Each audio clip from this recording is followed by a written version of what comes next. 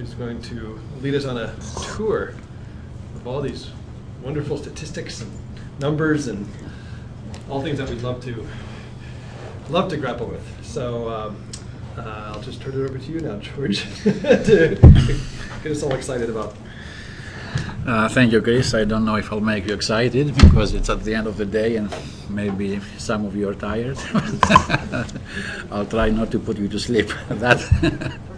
Yes, I'll talk to you about information society statistics and analysis, which is more important than statistics, and it's very hard for me to say that, but truth has to be spoken. And the subtitle is a guided tour. I chose that on purpose, actually, because you may have gone to guided tours and you know everything happens very, very fast. You don't have time to stop and take photos and so on. So this is how it is. It's a guided tour. You're not alone to roam around, but you can stop me at any time at any site that piques your interest to take photos and spend more time than your guide would have given you. So that's why it's called a guided tour.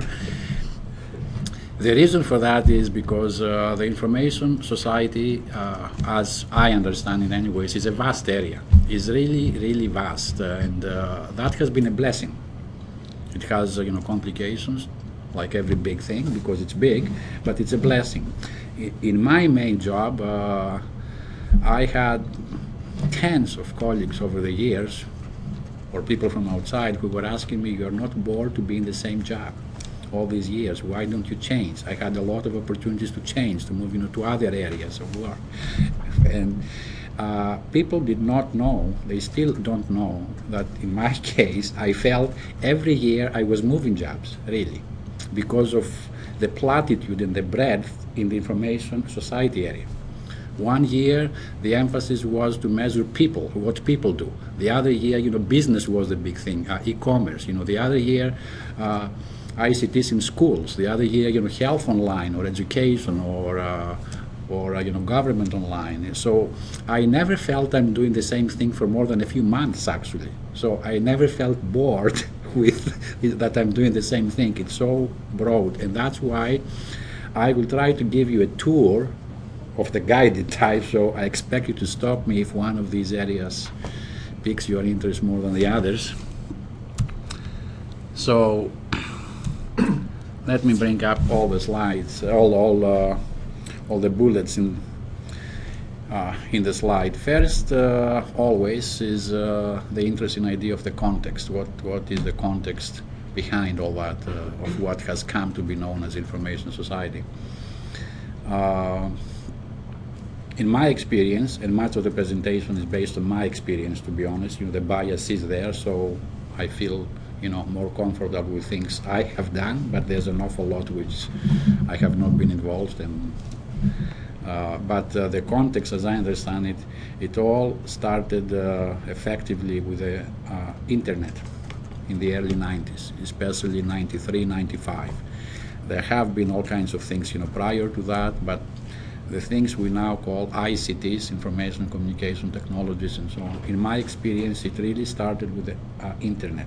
It caught everyone on the planet by surprise, and people started left, right, and center, wondering what is it, what it means, and we're still there, but we have come a long ways in a very short period of time, less than 2 decades, effectively about 15 years or so. A lot have changed. And the transformations that were taking place in front of our eyes. And of course, it's always very difficult to make sense of the transformations where you're in the middle of that. It's not that they take place on this planet and you're out in space and you look from far away. You're in the middle of it and everything is changing around you. And as researchers, you know that this is much more difficult to figure out. So at the end of all that, because in the early stages there was much more of a technical component to all that than it is now. And I'm very happy that the technical part of the information society is much less now than it was in the early days. The early days, the emphasis on technology was more than now. And it's still there now, as Chris was saying to me before. Many people seem to make too much a deal out of a device or the next device and the other device. This is not about devices. It's about people and our lives.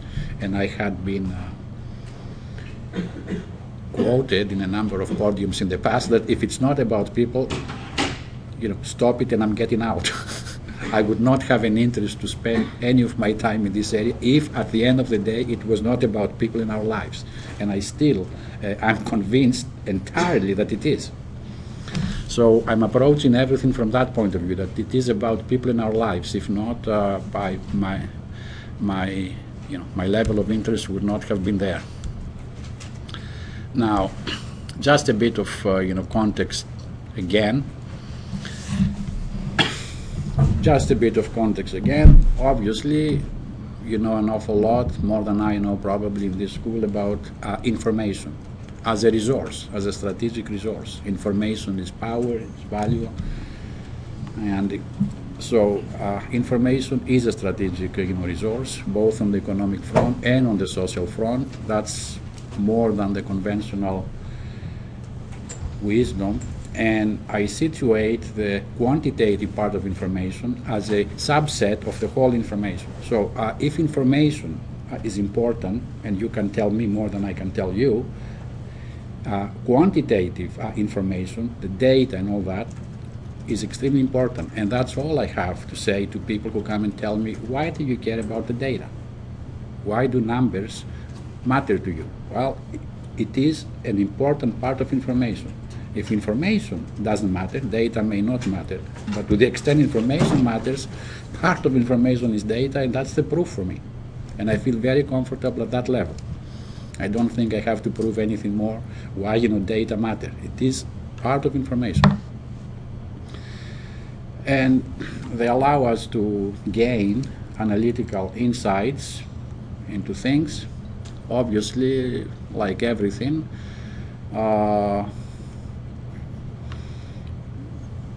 there's limits around every number you produce. There are limits. It's intended for a number of uses. It may not be good at all for some other uses. That's where all the knowledge comes to the fore, how much you understand numbers and what's behind them and what is your ability to deal with that. But at the end of the day, the last bullet captures my thinking on that. It's better to get into an area with informed ignorance, which comes with some data on the table, as opposed to uninformed arrogance. You have no numbers, you have no nothing, but that does not prevent you from coming up with policy recommendations or all kinds of things. And most times, all you need to do is to put on the table a few numbers, and all these things disappear, and people, oops, I shouldn't have said that. And it happens very, very frequently. Don't want to get to the study we do here, but as an example, someone may make a huge case about the impact of the public access to the internet on seniors. You may, and you argue with me, and we both argue, and at some point someone says, let's go see who is the senior who's using it, and you find nobody. Everything we've been arguing and saying in papers and books may be for nothing. We just shouldn't have started that to begin with. So it may be quite an inefficient use of resources. So I believe that some numbers early on, with all the limitations and caveats they will have, they always have, help to form the parameters within which you try to work. Otherwise, everything matters. And the numeracy paradox, I believe as well as I do that we have never had more data in history than today. We've never had more data. As a species, there's data everywhere, in statistical offices, now in private organizations, new data, with the web, all that, the databases. I don't believe there has been a point in history when humanity had more data than we have now. And still, because I work in the area, I have never had more demands and more criticism that I don't have enough data. Every day, every day I get calls, they want data for this, data for that. All the data we have does not seem to do it. And I see that as a paradox, because we've never had more. And we've never been more inadequate according to the demand side. So this is a paradox. It's happening, it's real, and I'm trying to cope with that, and any help you can provide, I'll accept. So, yeah, but it's important. I don't want to make light of it, because either it means that whatever we produce, which keeps growing and growing, is not what we should be producing. And how do we produce it? Why? How do I decide if I produce the CPI, the Consumer Price Index, or the census, and not the data? So that's a big mystery, and we're not very developed yet as a society in the market for numbers. We are very good in the market for tomatoes, maybe, and so on, but not for numbers.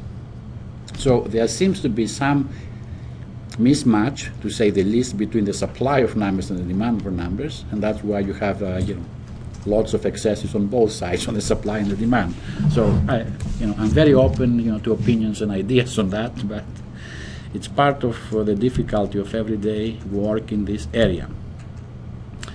Now, you are in an information school, so I don't have your level of expertise, but if you don't know where you are, a map doesn't help. It's something I relate to, because many people take a long time to construct indicators, and always the standard answer is it will help you create a map.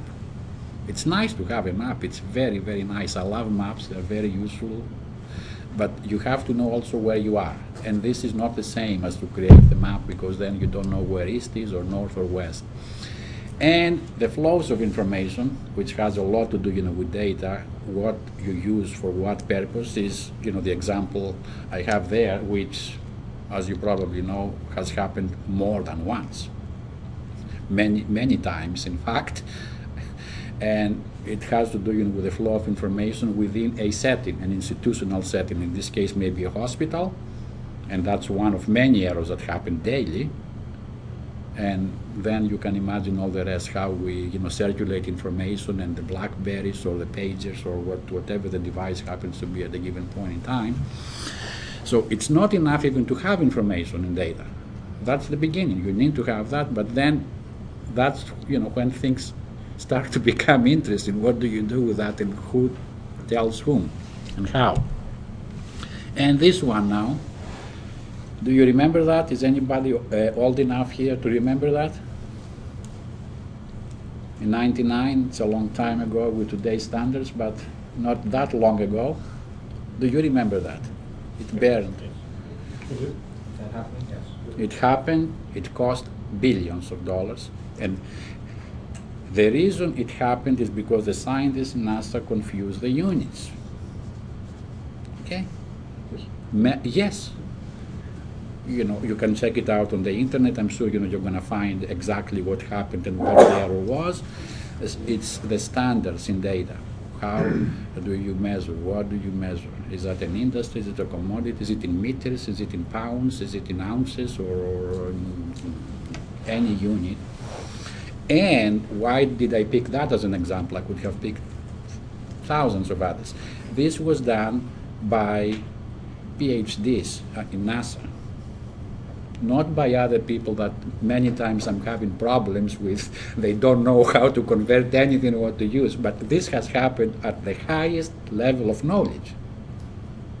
So that's why I picked this one. It's not, a student, somewhere made a mistake between meters and centimeters. This is, this is NASA. So, a way of thinking. At the OECD now, at the OECD, when it all started, the mid to late 90s, a convenient, not ingenious, just convenient way to think of information society issues was this, the so-called S-curve, which said in the beginning we care about e-readiness, ICTs. How many do you have? Who has them? Computers, the internet, cell phones maybe, or whatever it is. And then, as soon as we know that, we care about intensity. Not so much what you have and who has it, but what do you do with that? How do you use it? The frequency, the intensity. Ideally, if you can measure it, the intelligence of use, as opposed to the amount and the frequency. At the end of the day, and this links to our GIS project, you don't care about that either. You care about what does it all mean, outputs and outcomes and impacts. That was a bit of a framework to think of how you progress to the information society stages. So, practically, what does that mean? I'll tell you a few things, again, as I said, of a guided tour fast, how it started in my experience here in the United States, and then how we started to deal with that internationally. Of experiences. This is a slide which is taken out through a publication by the Department of Commerce, NTIA specifically, in 1995. Ages ago, in many ways, and at the same time, it's only 15 years ago, more or less. That was the very first, falling through the net. And they followed up with 97, 98, 99, 2000, until the new administration came, and they did not like the term, the digital divide, and they changed it immediately, one of the priorities, believe it or not, and all that was replaced by what was called a nation online, but it's basically the same in a line of work. But that was, the initial one, in 95. It's big and it was influential, and it started all those things about the divide in the United States, inside the United States and everywhere else. Why did I choose this slide? Look at the title, percent of US computer households with a modem. It's at the bottom of the S-curve. The policy interest was access only, not use of the internet, access or the impacts. Nobody cared about impacts, we didn't have a clue then. Access was the big thing, to have access to that. And as a proxy for access, we didn't even ask then which one used the internet at home. We were asking people if they have a modem, and that was a proxy for potential access to the internet. These days, only in 15 years, nobody would think of having anything like that in any survey. Nobody cares if you have a modem. Those days, that was the big question. We still didn't know in 95 how many people in the United States use the internet. That was not a question anywhere. The question was if you have a modem, to get an idea of who potentially can have access to the internet. And those are numbers, specific there, by all kinds of things, as you can see. To see the bottom of the S-curve, access was the policy issue, how to give people potential access. And that was the key indicator to create that map of access. You're laughing today, I'm laughing today, but I remember it as if it was yesterday. It was so, and it was very influential then, and now we're laughing, but it's only 15 years ago. But that was it, the extent of interest in policy in the new, at that time, information society that's coming. So we have come a long way since then. And it started with people, at people's homes. That's a household survey that was done by the Bureau of the Census for the Department of Commerce and for NTIA. And anyhow, Al Gore was behind all that as well, and it's true actually. So after that first thing in 95, a number of policies in the United States followed. You may recall, some of that. It made noise those days. You may not have seen them, but they lasted for a number of years, for 5-10 years at least. And you can see the link between an indicator and actual, policies that change people's lives. At schools, the E-rate program was very big in the United States and other things. And they were supported by those very indicators that I showed you. So then I'll show you something I had done in Canada around the same, no, it was 2000.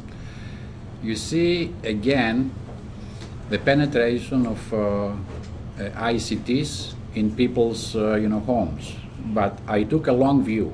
I wanted to see, because of all those questions at the time, that how fast the internet is penetrating and so on. I said, let me go back and see all kinds of things, from VCRs or cable or television especially. How fast did they penetrate people's lives, and they made it into the living room or the family room. And it's quite interesting to see, and I had detailed tables on those things, that actually the television had a phenomenal speed of penetration in the early days, and then they plateau, of course, if they reach some level of saturation at level. So the internet really grew fast, and that was the early days. Now, all that led to the issues of the digital divide, the haves and the have-nots, the poor and the well-off. And then it kept going to everything you can imagine: men, women, rural, urban, people with families, people without kids, or all kinds of divides. And that's why I call this digital divide that we cross. And here are some of the Gini coefficients I had done to see how the digital divide may be evolving over a period of 4 or 5 years at the time. So we're still in people. Now, this is a bit complicated, and I have to take some time to explain, because it's not as complicated as it looks. This curve here is the theoretical penetration of a new technology among people, another S curve. This is how it's supposed to be happening, new technologies. They start, they grow very, very fast, and then they plateau and they decelerate the rate of growth. It's still growth, but at a decelerated pace. And then we go to some kind of a saturation, which is not 100%, maybe 97, 98, it depends, because even if you survey people for televisions, you will still find no more than 90, but that's, it's universal access. What I did here, and I wanted to share with you now, complicated, I decomposed it into 3 parts. I said, fine, this is how a technology comes into people's lives, paths and so on. But then I was looking at all the new technologies, the internet and cell phones. And that's how the divide starts. Initially, after a year or two, you look who has that, and that's how you find all the rich people get it first, and the bottom doesn't have it. Which means immediately there's a differential rate of growth between the haves and the have-nots, which is camouflaged behind the black curve here, because this is the average. Which means if a technology is going to survive and make it into people's lives after this point, it must be voted for by those who can afford it.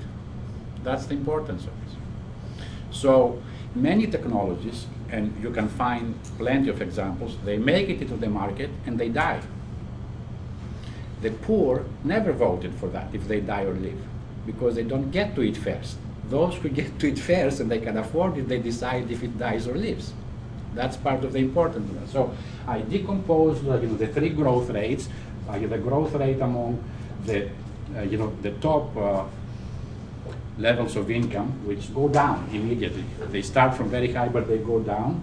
The middle income and the low income. And as you see, the low income penetration looks nothing like the black. Nothing at all.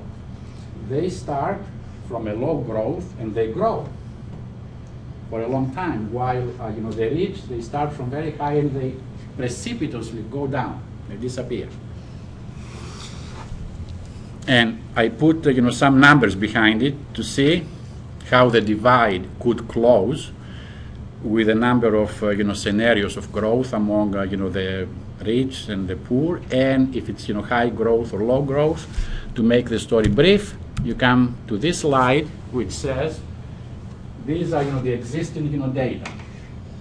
Only that at that time, the existing data you have. But you can do extrapolation from the model I showed you, with rates of growth by level of income, not on the other, and find this part and that part, and it does look like the model, but it shows you how many years it would take for the divide to close. Under these assumptions, which you can test if they stand, and you can change them anytime you like. And even in good case, you can see it takes up to half a century for such a divide to close. Now, why those two? Remember, this is the high income in '96. Okay, the penetration of the high income. They had 21% penetration. The low income had 2.4. The idea of the divide is that's what many people had missed in the early days. And they made big stories about the rate of growth, that the poor grow faster. Of course, if you start with 1% and you go to 2%, you grew by 100%, but your weight, that's not valid. Thing is, they will grow, but these grow too, because this is nothing to do with 100%. It's a relative divide. That's the part that was missed until we fixed it at some point. And it made a lot of difference in policies. Because you say, this group, in the low income, will grow here and there, but as it does, this group grows even faster. So although the poor grow in penetration, the gap still widens. And it's very logical with this model, because they're not static either. The only way it gets static is when the top has reached up here. Any growth you have closes the gap. But that does not happen for many years before. You see? So that made a lot of difference in how people studied the divide by group or by income or by gender, because both balls moved. You had the low income moving, but the other was moving too, so it's not a matter of one being static and you try to reach it. Now, we're leaving people and we're moving to the divide at the international level. This is a framework which is the InfoState framework, which was a modeling exercise to serve as a framework before we measure the digital divide across all countries. I believe it was 196 countries, and that was done in the context of the World Summit of the Information Society in Geneva in 2003 and Tunis in 2005. But before we take numbers as they existed, and it's much more difficult to do studies across countries than in inside developed countries, as we call them. We needed a framework. So the whole idea is, why do ICTs matter? And the answer from this model was to link to, I don't know, should I apologize or not? Maybe I shouldn't apologize, is to link to orthodox economic theory. Okay, I will apologize. Link to orthodox economic theory and say, what do we know there's a production going on, to produce and to have, a standard of living as an economy. You need, capital and labor and all the standard things. So you do need those things.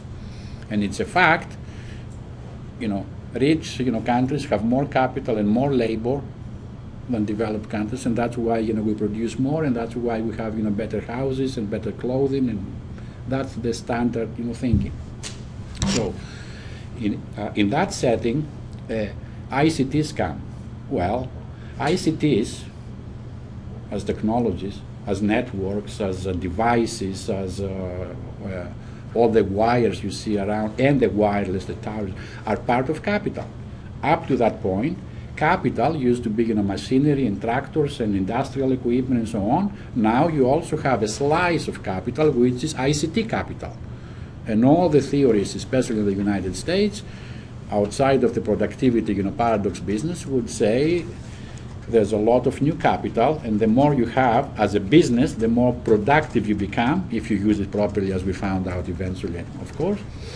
So you need to know the capital, which is ICT capital. So, we take a slice out of the whole capital. This is all, capital. And this is, the ICT part of capital. And immediately you link to the productive capacity of a country. Very naturally, without any debates. You do exactly the same, for the labor. You say, people, to be productive as employees and to produce, value added in goods and services and so on before distribution comes in, they need to have skills. And that's why, for years and years we invest in education. Well, part of the skills now, incidentally or parenthetically, skills is a continuum. The skills is a continuum from ABC to all kinds of, PhDs. It's a continuum. Well, in the new continuum now you have ICT skills. Nobody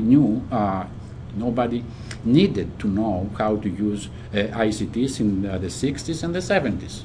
Now you do. It's a new society, there's new capital, new ways of doing things, so you need ICT skills on top, or in parallel, at least, with other skills you may have. So that's ICT skills. Again, the top part, the green part, is still on stocks. Stock of capital, stock of labor. So immediately, the answer from that is that the stocks of capital and labor changed, and they will be changing because of the addition of ICTs now. And it's very logical. And then, of course, you need the flows, the use of those things. How do you use? And there's two parts to it. One is ICT uptake, if you take it at home, or business, or government, if you have computers and internet. And the second part is how much do you use it? Because you may have a telephone, but you may not use it. One is access, the other is use. And use has all the components I mentioned, frequency, intensity, intelligence, so it's not straight line. By using this framework, we get all the data you can find for the United States, for Algeria, for Liberia, and you compute this infostate.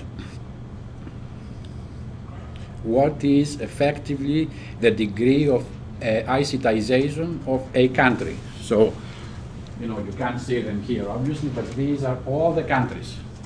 All the countries. The top was, I believe, Sweden, if I'm not mistaken. It's very common to have, Sweden top in every list you like to do. It's a quality check, though, to see. Is Sweden there? If it was not there, I would worry very much about my calculations, but it was there. And the bottom is, again, no surprise, sub-Saharan African for the most part. So you see, though, the big gap, huge gaps in the divide. Huge gaps from top to bottom. Again, the exact numbers don't matter.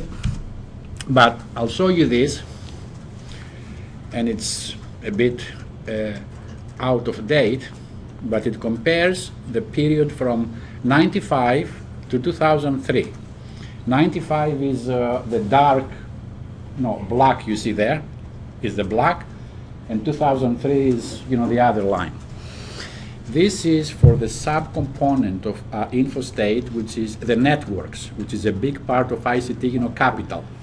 ICT capital. The networks part of capital. There's some other parts, but networks, as in not as in people's networks, as in physical networks. The telephone network, the wireless network. The internet, of course, is a network. All the networks.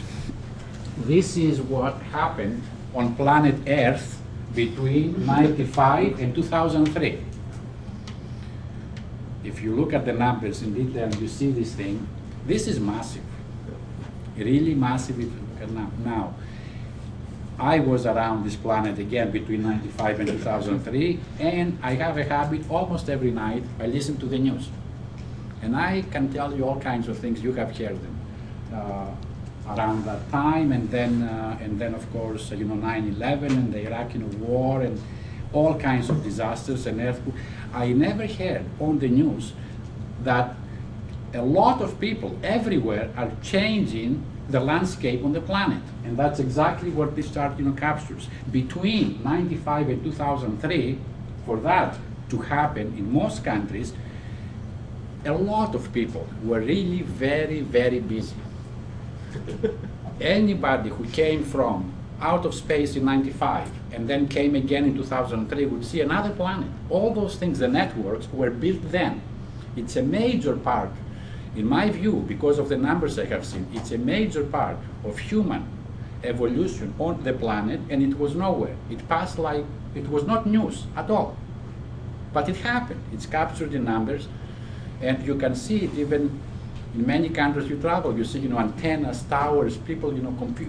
All that capital network, it was done by people. It absorbed hours of work, a lot of time. I think of that as a major part of the story of how people behaved on this planet for 10 years, and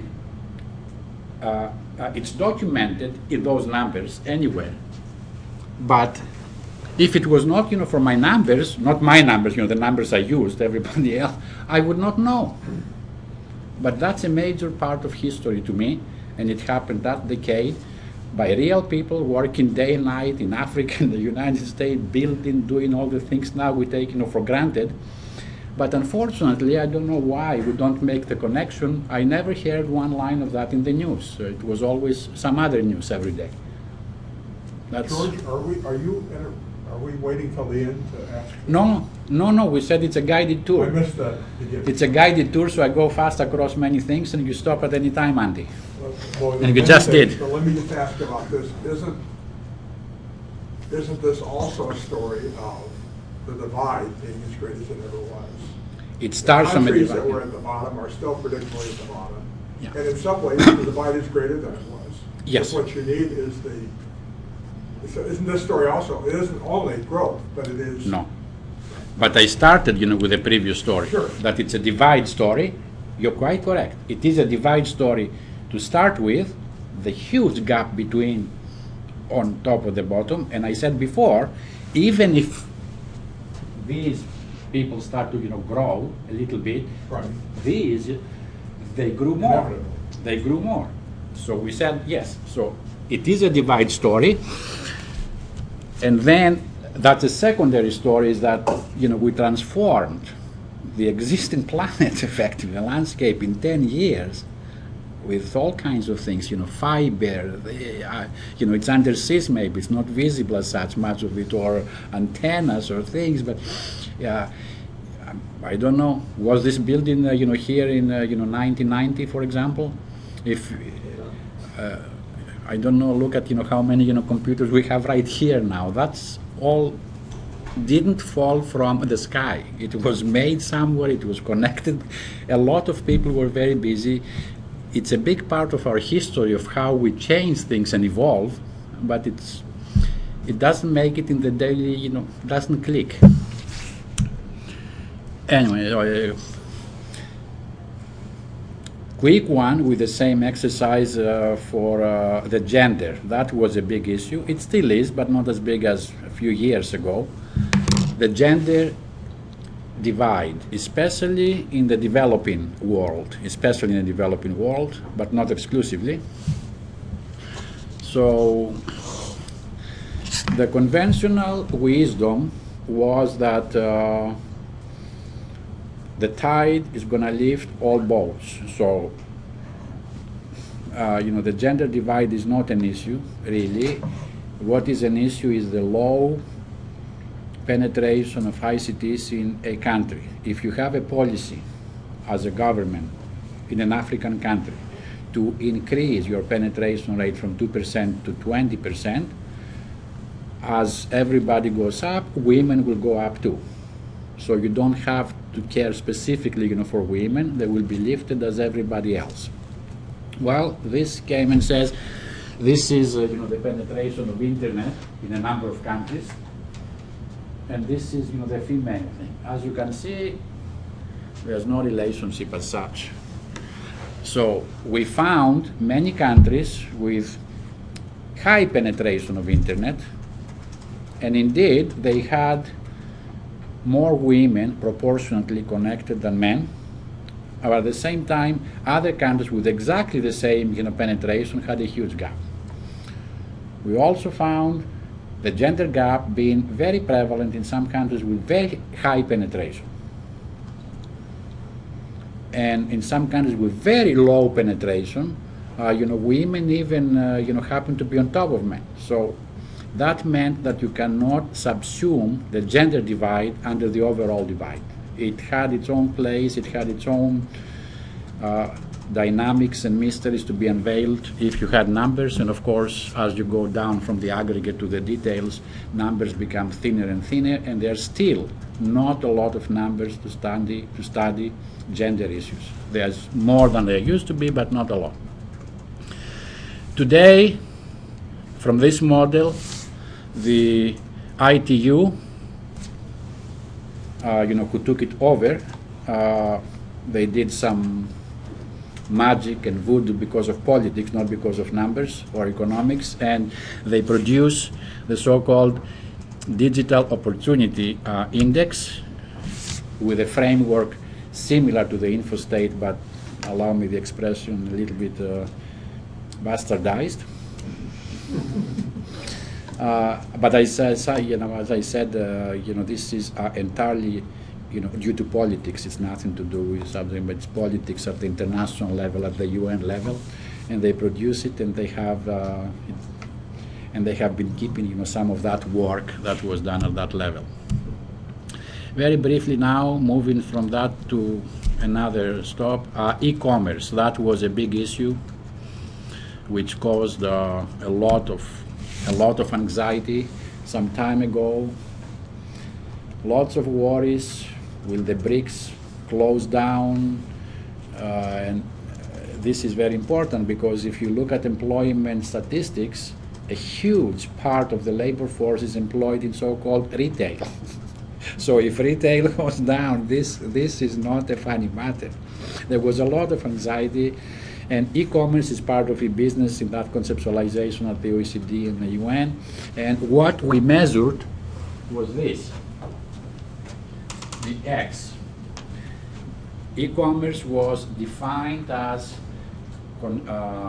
concluding a transaction online, ordering online, regardless of the mode of delivery. So you may order a book online, but the book may come, with a mail, and you may pay COD or online. Doesn't matter.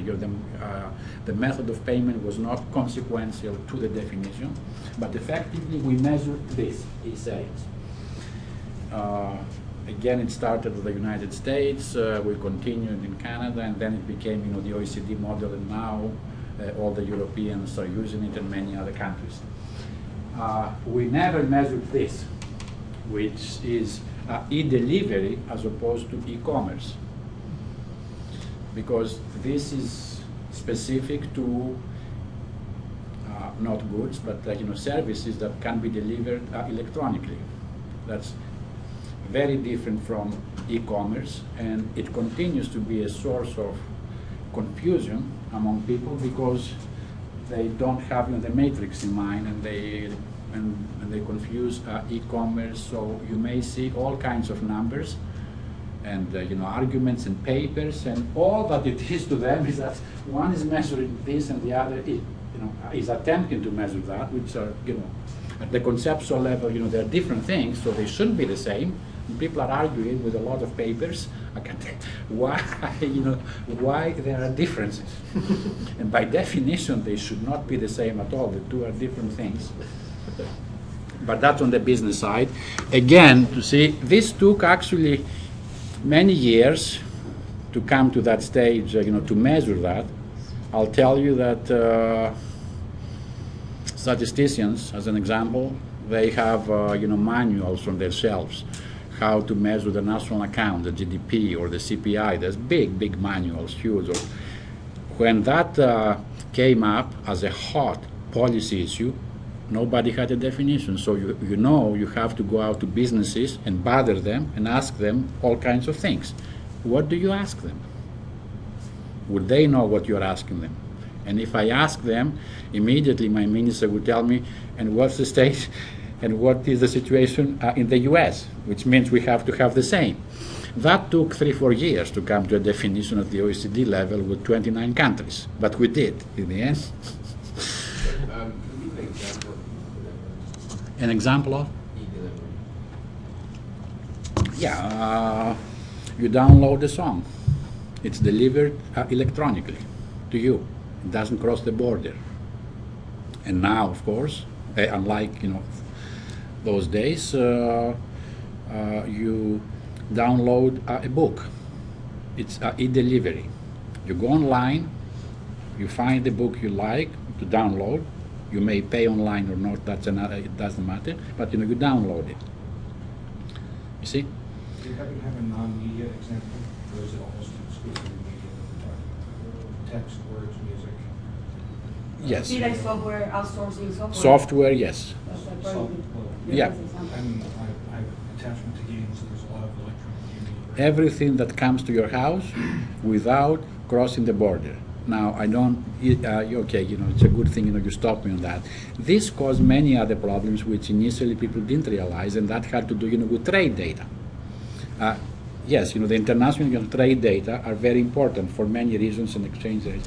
Now, let's take only the case between, Canada and the US.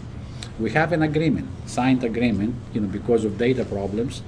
The United States would use Canada's imports as the US exports. And yes, and we exchange the data, and that's how it happens. And we use the US imports as Canada's exports to the US. Why? Because the quality of the import data in each country is much better than the quality of the export. Why? Because you stop everybody at the border and you get documents and counts and so on. So you know better what you import and what you export. When I was a graduate student, I was doing a paper, not a thesis, and I had to use Canadian and US data, trade data, and I realized they're different by a factor of 3 or 4, not by 10%. The Canadian exports to the US for something, and the US imports from Canada for the same thing were different by a factor of 3 or 4. Maybe that was metric versus. It was. I know my numbers, Chris. I did my conversions, and then after that, the two countries, realized the problem, and they sat together, negotiations and all that, back in the 1992, I think. And we have an agreement that we do exactly that now, so everybody has the same data for what should be the same thing.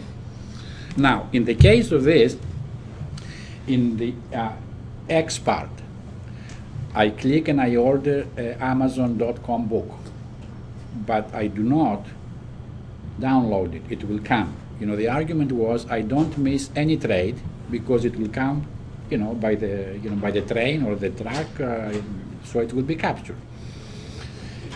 When you have e-delivery, this model is not there.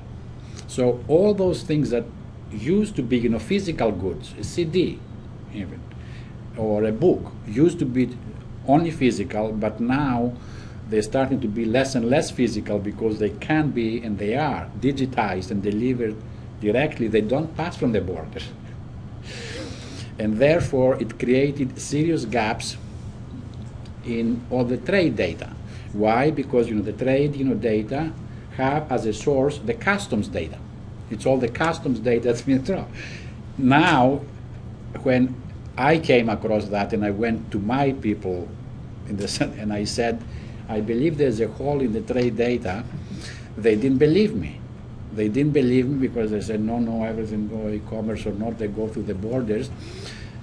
And then they realized it was not so difficult, that you need a new method which is people-based. You need to have effectively a people's survey to ask people at home if they downloaded and paid, because there is no other way unless you are willing to track the Visa and MasterCard to the banks, which you'll never get the data from the banks to do that. So it has trade data implications as well. Data stories. Now, people and e-commerce, you can see here the red dots refer to ordering goods and services, with the definition I told you, in a number of countries. And of course, as you can see, there is a correlation between that and the level of the internet, and more or less. And we can see that in many other studies and in many things, that there's a progression in the internet and how do you use it. Once you are a new user, you don't, as a first thing, go and buy a car online or anything. You find your way around for a while, you get used to it. Eventually, if you get to e-commerce, you'll buy a book, $10 or $20.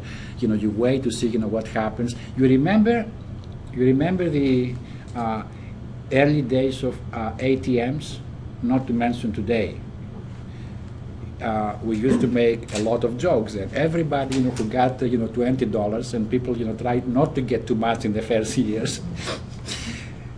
They were looking back after they left to see if something else coming out, and you need a level of comfort. And if you got more than 20, you double counted and triple counted to make sure it's 20, and people still do it after years. You still have a doubt if the 100 will be 5 20s or less. You need a level of comfort to know that this is working. Same is true, for the internet. You order, $20 book, and you wait. You pray, you hold your breath the first time. If it really comes, and then you do it a second time, and eventually you say, I'm gonna go for something higher. But you need. It is a progression that needs to be built in, and that's why when you analyze data in countries with very low penetration, you can leave it at that. You say the penetration is very low. But I have seen that as a line and then 3 pages saying they don't take advantage of e-commerce.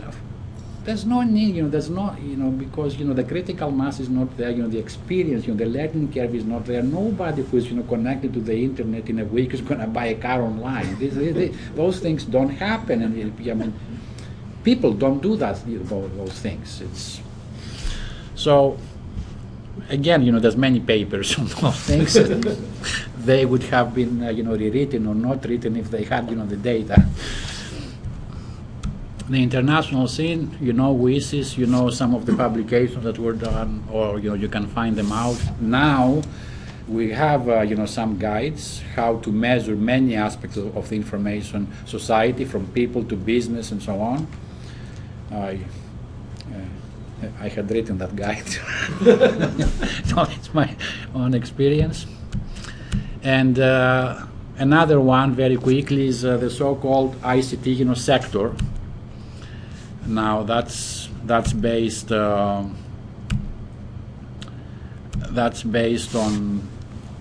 NAICS in this case. As you probably know, NAICS is the North America Industry Classification System, which is used between Canada, the United States, and Mexico. It's a common industrial classification.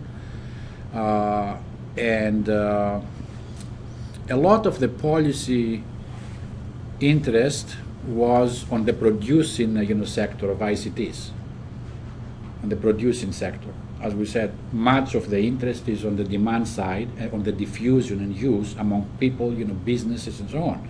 But there is a producing sector, which is a vertically integrated sector between ICT manufacturing and ICT services. So you have the manufacturers, Intel, chips, and so on, and you have the services, the AT&Ts, Verizon, and what have you. So it's a vertically integrated sector, which more or less refers to the producing sector of ICTs. And to measure that, you need some agreement what constitutes, the ICT sector. Why, that industry is in and, the other industry is out. In many countries, this is extremely important to have, and those statistics still don't exist too much in developing countries, because you see, the capacity you have as a country to expand, and it affects, penetration. Or it means if you don't produce anything, you have to import all of that. That's one of the implications. We know, for example, some of the Asian countries, China is an example, they produce a lot of ICTs, so export. India does not produce a lot of ICTs, but they're very big in the production of ICT services. They specialize on the services component of the ICT sector. So Yeah. I see things like office machinery. Yeah, because it includes some of the telephone sets and so on. But it would seem like in some of those categories you would get more non-ICT as we think of it. Or is that, I'm sure that's where all the debates were. Oh, there were many debates. Yeah. Well, no, but that's a fair comment, and it's very important. You have to realize that some of the numbers we produce and use are based on international agreements, which involve negotiations, give and take. Yes, okay, because as I said, this is based on my work as well, so I have to. I was there. I was there in '98 at the OECD when it was defined. We had an interesting case since you mentioned it. Take IBM. Those days, IBM was a very powerful manufacturer. Now it's a different company, but a big manufacturer. So, fine, of course, IBM is a big part of the ICT sector in the United States. And IBM has a presence almost in every country of the world, in Australia, in China, and so on. So,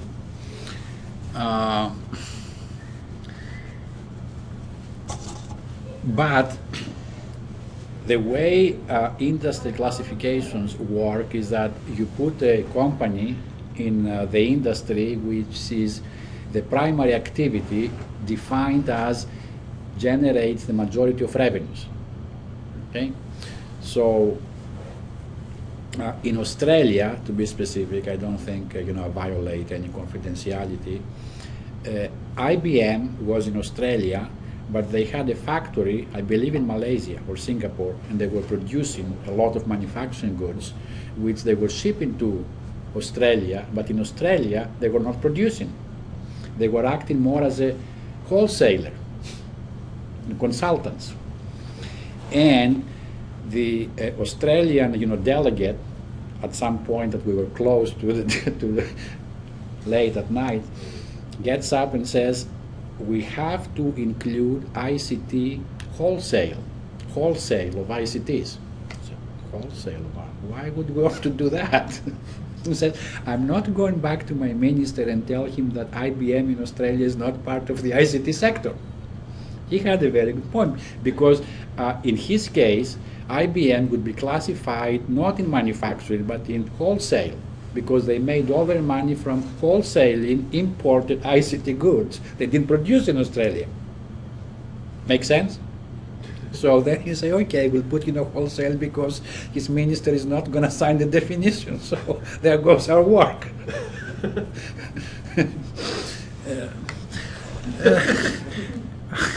It's a complicated planet. Yes.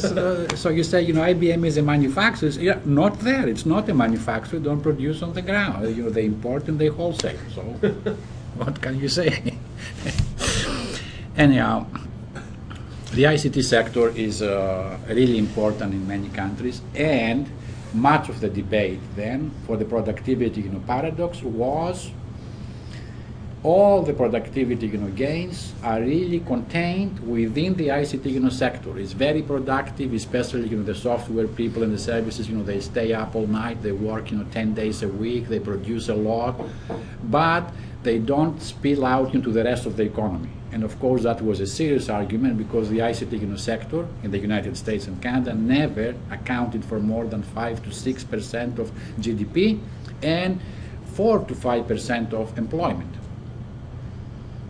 What is the y-axis? Is percent of the ICT sector R&D in all of R&D, all business sector R&D. So, as we said, the ICT sector, which is really the producing sector, more or less, accounts for a small part of the economy, 6% of GDP, more or less than that of employment. And then, as you can see, in some countries, it accounts for more than half of all private sector R&D.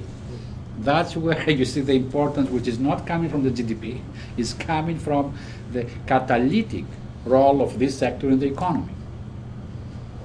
So you have a tiny sector in the GDP, and that's where all the dynamism in the economy is taking place. But eventually, with data which had to be produced from scratch, the mystery was solved. The productivity paradox was never there. I don't know why it became such a big thing, but the productivity gains did spill outside the ICT sector to all of the economy. If not, the ICT revolution would not have been a revolution. George, do those distributions look similar today? Yes. Yes, in fact, I'm coming to this. Because there is, there's not a lot of data. There's a dearth of data for the sector, even after all those years, in many non-OECD countries. Yours truly, I was directing a project to produce that in 5 countries. The ones that you see there. 4 of the reports are online as of last month. Brazil is coming out in a couple of weeks. So these countries, they sat down, there was a team of researchers, and they were put as one team with the statistical office of their countries. Nobody liked it. It was a forced relationship. But at the end, they feel both privileged to have been in that partnership because, they learn from each other. It's a capacity building aspect. And they produced, for the first time in those countries, the ICT sector. And as I said, the publications, that's actually the cover page of what had just come out, and Brazil will be released in a couple of weeks. So that's another dimension from people or businesses or governments. And that's from a study entitled Our Lives in Digital Times. Again, going back to my favorite aspect, people. Here's some data from the United States, from the FCC and Canada, and see, as we started in the beginning, the transformation aspects, transformation of our lives and society. What does that say? Traffic over wireline networks. Oh yes, now it's coming to my mind. Because changes happen in increments from year to year. Sometimes you can't see what's happening. So I tried at that time to get a look of long-term look. Look at those. 19 for over a 20-year period. Over a 20-year period, you can take a good look at change, how change happens. Now, this is small potatoes, maybe it's minis, but then you take this as well, the wireless, which did not exist in 1980. Okay, so you see that over a 20-year period, the plain old telephones, the wirelines, people per capita spend much more time than they spent 20 years ago per day. And on top of that, you have the cell phone that was not there 20 years ago, and look at how much time it used to take. Now it's much more if you go find numbers and do it. So then you say, that's a transformation. I spend half an hour of my day on average on that, and an hour on the other. My mother, 30 years ago, did not do that. So there's a transformation, is it not? Which has to do with my time, which of course is finite. It bumps against the inescapable 24-hour constraint. There's no escaping there. And then you get into all those things, I'm sure you have heard again, something has to give. If we spend more time on the telephone and cell phone, and that is before the internet, which is the big time investment. You say, on average, we spend many hours, you can come up with a number to use the new ICTs than people used to do 20, 30 years ago that they just made a few calls off and on. Where is that time coming from? And then you get to things you must have heard time again. Well, probably you watch less television. You listen less to the radio, you may read less books, you don't spend time with your kids, you don't talk to your neighbors, you are becoming a loner. You get into all those economic and psychological and sociological investigations which all have merit, and we learn. My conclusions at the time from the data I saw was this: the information society is also a talkative society. And I showed you those two slides. People talk on the phone more than they ever did in history. That's a fact, it's not my theory. So it is a talkative society. And you see them every day around you, actually. We do it. So, and I'm not going to get into that, of course, as people much more qualified than myself, and they do a good job every day, is we're expanding, really from geographic communities to communities of interest. And that's why you say you may not talk to your next door neighbor, but in my analysis, you're not a pariah or a strange individual, because I know you talk to 20 people in Asia, in Africa, and so on. So, but you do. Again, that's you can go deeper and deeper. As an aside, almost all this usage and all that is not imposed by any high power, by decree or by threat. I mean, people do it on their own free will, and the proof is they're willing to pay. I don't know if I have, no, I don't have here, the spending, data, but if you look at those papers or elsewhere, you will find even the low incomes, very low incomes, they spend a very big chunk of their income on ICT-related things, which in proportional terms is 4 to 5 times more than the high incomes. Because of the low incomes, some costs are fixed. They don't pay less because they're poor to use a cell phone or to have internet at home. So proportionately, they pay. I have found many examples, thousands with a lot of data, upwards of 25% of their disposable income. Okay, that used to be a standard, I guess, a ceiling for the banks to give how much you should pay for your house to get a mortgage, something like that. So now it's, they pay.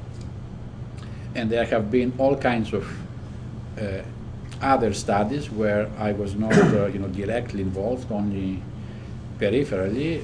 One of them, a famous one, is the Lernasia study in Asia, which was done among the so-called bottom of the pyramid, the poorest of the poor, for cell phones and so on. Same conclusion, different data, but same conclusion. People are willing to pay for those services. So I'll close the guided tour with the project. Many of us in this room are involved. The TASHA project. So again, Inescapably, data are at the center of this project in many ways, either directly from the surveys of public access venues or users and the non-users in the areas around the public access venues, as well as from in-depth studies. They have a lot of data. As I look around the room, at least half of you are involved directly in the study, probably more than I am, so I won't get into the details, but that's an example again. This project is an example to tie back to my beginning of the presentation, because is that there comes a question, very interesting question. In many parts of the world, you have connected, libraries and internet cafes and telecenters, and people flock there, kids or others, and they use it. So immediately, as soon as you want to find out anything, you realize, well, we have no data to use. We have to produce data. And I tell you, every data production is very, very painful.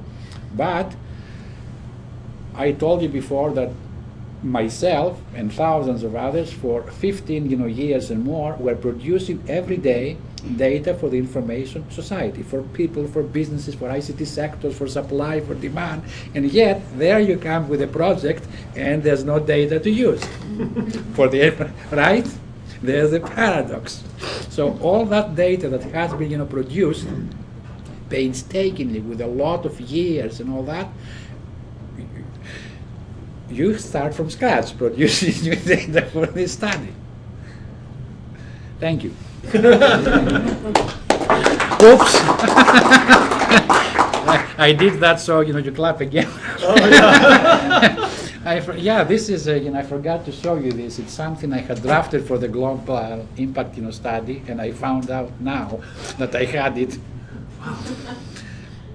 I forgot about that one. I forgot about that too. Why did I bring it though? Because I think I did that in your presence 3 years ago. 3 years ago. Let's see, I give it to the test.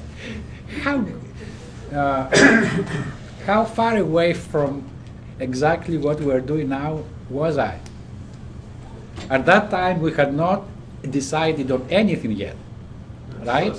So what we're doing in this project is definitions and so on.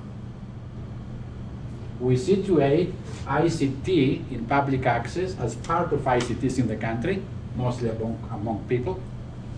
And then what are we doing? Literature review, inventories, in-depth studies, and we do those surveys, right? And at the end,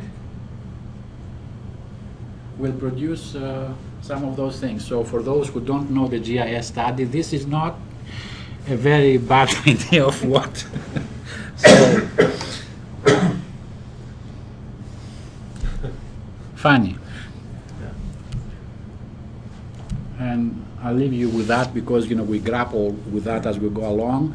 You start with a question. That's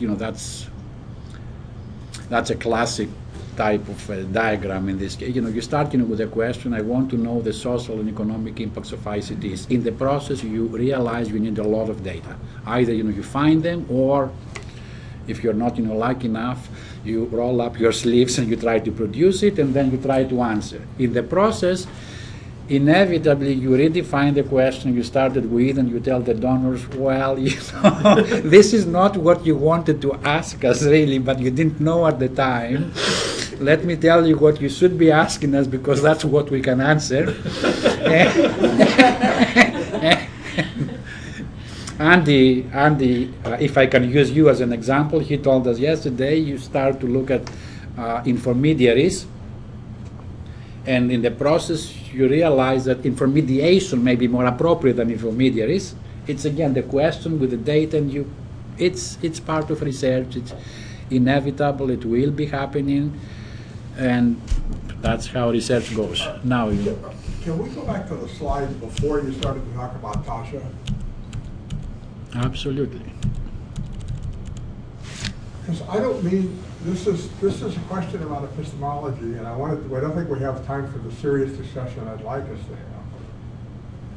But it strikes me that, as you said, gathering quantitative data is expensive and it's painful. And I think at the level at which these inferences are derived, you do not require precise quantitative data to reach those inferences. Somebody would be a fool not to look around. And in fact, we have conversations about most of these things without the data in hand all the time. Poor people are willing to pay, probably more than they should.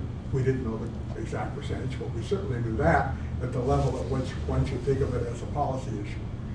People, I mean, there are a lot of people who develop the web who are talking about communities of interest versus geographic communities. I remember a lecture Paul Allen made about that 15 years ago. We all are noticing as individuals that we have less time for other things because of all the time that's going into technology. So this is, I don't mean for this to be confrontational, but to be, I guess the one point at which I would want to depart from you is you talked as if it's only when we have that precise quantitative data that we have anything. And that, I think often with clear thought, good observation, and introspection, you get 90% of the distance you have for policy purposes.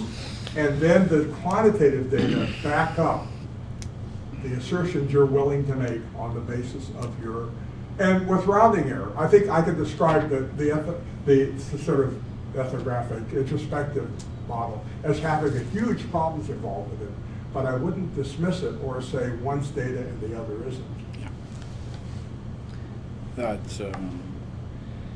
That's, I quite agree. I quite agree. I'll give you two parts to my answer. There's really two parts to that. One is, my personal belief as well, which coincides with yours. And it won't bother me a bit.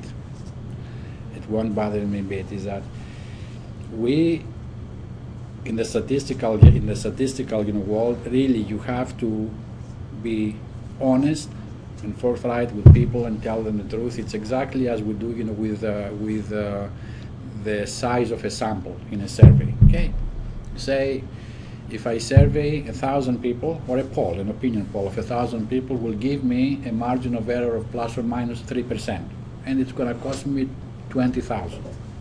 If you double the sample and almost double the cost, you will gain in accuracy very little. And if you put the cost and benefit, you say no, 1,000 is fine, because to gain a little bit in accuracy, it will take so much more, it will cost so much more. Is it worth it for a marginal increase in accuracy to do all that? And that's how we behave, I believe, in my professional life, and to tell people who come and say, I'm a client, I want to do survey. And you have to tell them that what is the margin of error you can live with. I can do the same thing for you for 10 times the cost, for 1% increase in accuracy, and that of course has exactly the implications we said. It's not only, it's not only the accuracy, it's the time, the cost, and the effort. So I don't believe in accurate numbers. As much as I refuse to do anything without an order of magnitude, I don't want to discuss anything. That's my bias. If I don't have an order of magnitude, I don't understand things. As much as I care for that, so much I don't care for the decimal points. I don't believe they mean anything, and I would not invest. So we quite agree. The second part of the answer is nothing to do with me. That's my experience, which is only mine, and others may have different, is that when you really want to have an impact, and you play the game, and you go upstairs to the minister and so on, if you don't have the accuracy, you don't, unless you have other means, connections or otherwise, or cocktails at night, and that's fine. It doesn't work, and you always have someone to critique you and kill you your case because your data are very shaky. That's the part I'm not sure. So those are the two parts to my answer. If I address your concern. But many times we have sent back people saying, we don't want your money because you shouldn't be doing that. It will take why do you need that big a sample, that much accuracy? Or you can use, and again, that's not part of my answer, but because there's a lot of data, most people don't even know, because many people have difficulties, with numbers. They don't know what exists, what can be recycled and reused even partially to support an argument, as we said.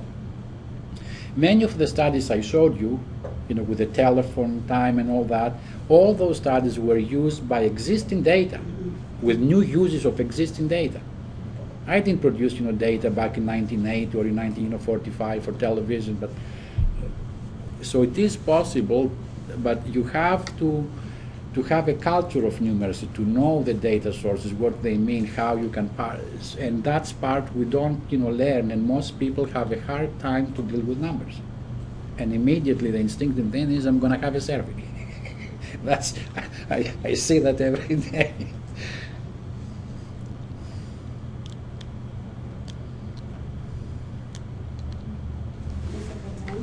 Quick question, George. Thanks for the very interesting presentation. You mentioned that the evolution of the data that we capture in ICT went from e-readiness to use and then to outcomes and impacts.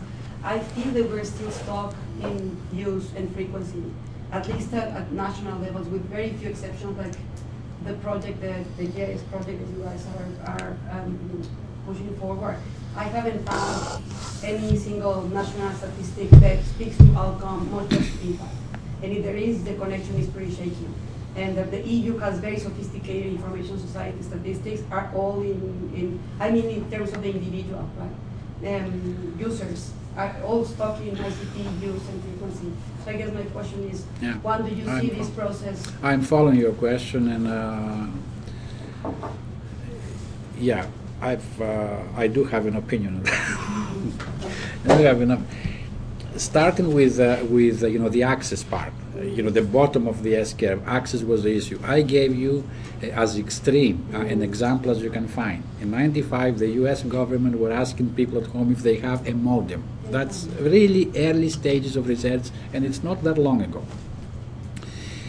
And then you define a host of indicators for access. There's many indicators, and they have been defined. They're measured in various countries and so on. Then you move to use, especially when penetration goes up. How much you use, how long, what do you use, types of usage, and you differentiate people. Heavy users. You do all kinds of interesting studies. But you're right. You're still in the use part. Then you start to go to impacts.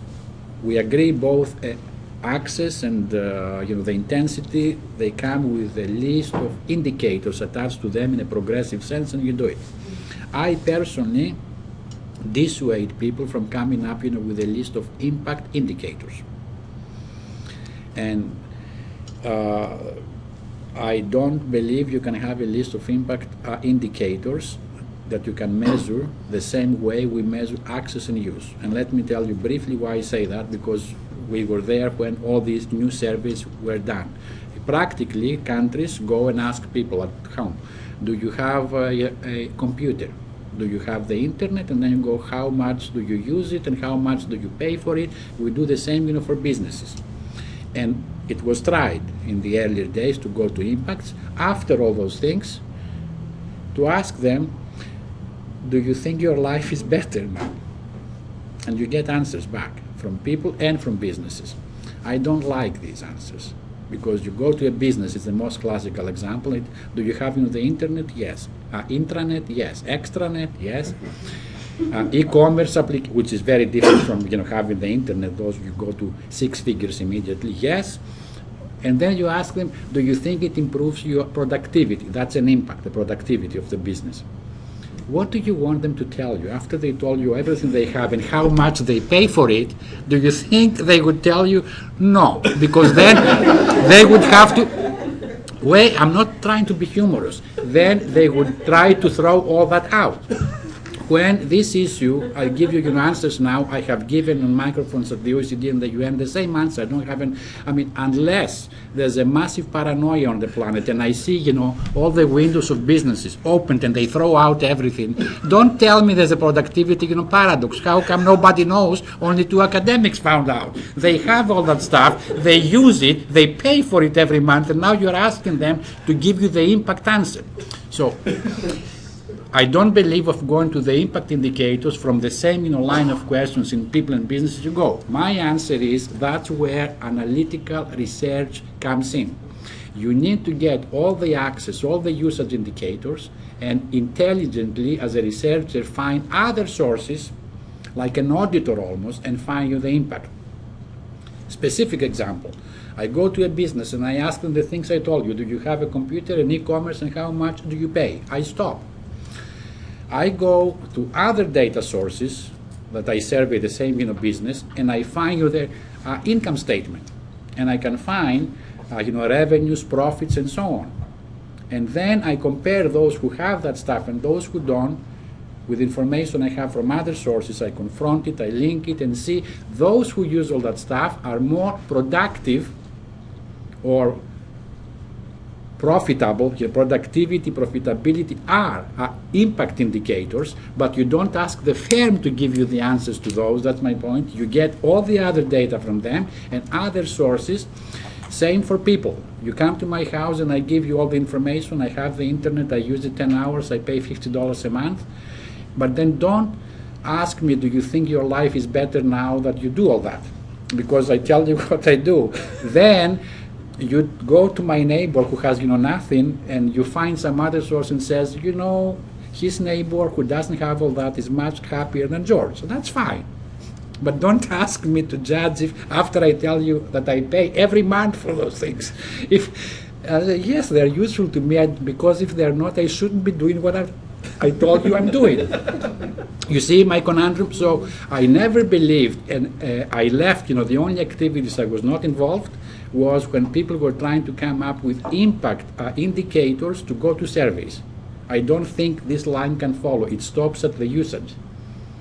And that's exactly now what we do with the GIS, and we were very clear from the beginning. You can go up to the point of perceived impacts. You ask people what they do, what they have, and then say you can take the perception of what it means for them, but that's not the true the true impact. Ideally, you should link all what they told you, which is good, with anything else you can think as a researcher to try to find a connection, but the connection is not with the respondent. Does that make sense? Yeah, thank you. It's depressing. I think that really makes sense. Having said that, having said that, I have nothing else to say on that question. Well, speaking of intensity, this has been, George has been here with us for 4 days in an intensive, at Araba's commanding of us through working lunches and everything, intense time, and we've just had to, now you've given us an extremely interesting talk on top of everything, so thank you for letting us end this week on such a fantastic note with so much to think about. Thank you very much. Thank you very much. I enjoyed it.